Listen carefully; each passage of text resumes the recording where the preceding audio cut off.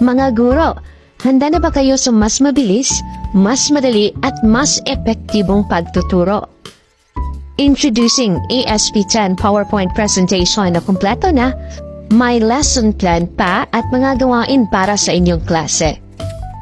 Hindi mo na kailangang magdaan ng oras sa paggawa ng materyales. Handa na ito at align pa sa NELCS or the most essential learning competencies.